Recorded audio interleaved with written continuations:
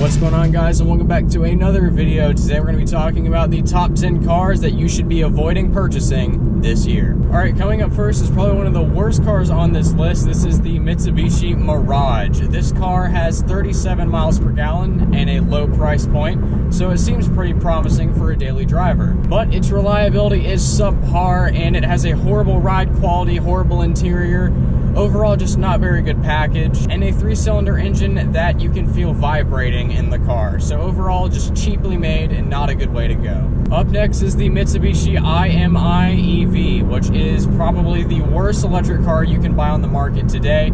It has a very long charge time and you get very little battery life out of it. Its ride quality is horrible and its interior is not good as well. It is cheaply made, so just avoid this car at all costs.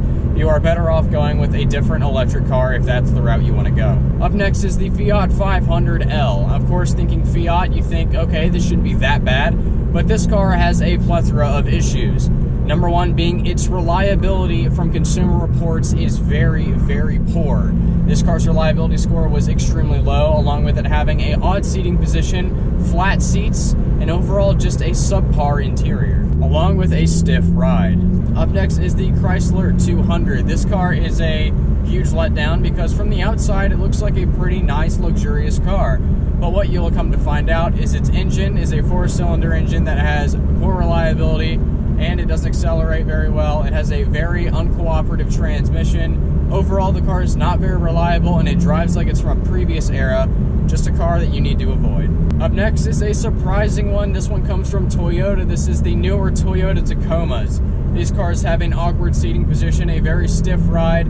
They do have some nice modern upgrades like electronic upgrades and things like that to kind of bring it into the 21st century, and the reliability of the engine has not looked too great from Consumer Reports. Up next is the Dodge Journey. This is a mid-sized SUV, and it is actually the lowest rated in its class.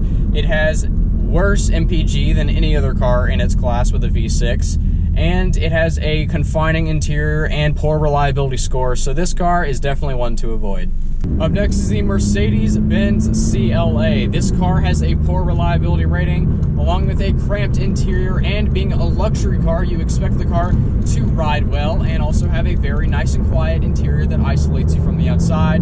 Well, this car would be the complete opposite. It has a very loud interior, there's not much isolation at all from the outside, and its ride quality is very stiff. It feels more like an agile sports car than a luxury car, which is the class that it's in, and with a base price of $31,000, definitely not a car you want to look into. Up next is the Maserati GHIBLI. This car has a Ferrari-produced V6 in it that makes good power and is just a fun car to drive, but at a $70,000 base price, you would expect a lot from this car. But however, this car's interior is sourcing parts from Fiat Chrysler vehicles, so it's not very high quality. It's just not a very good car.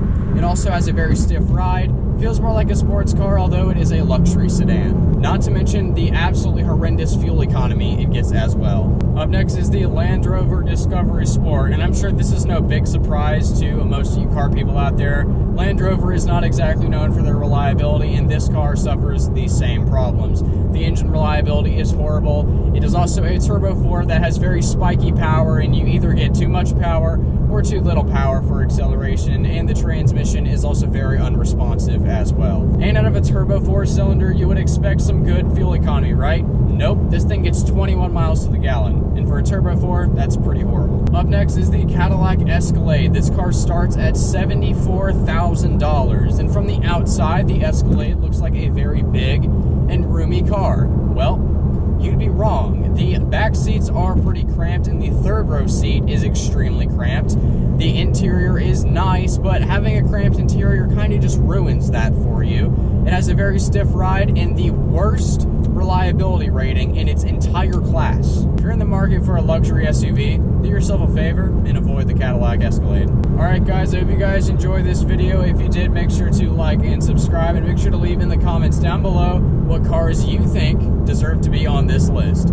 Anyways, I'll see you guys in the next one. Take care.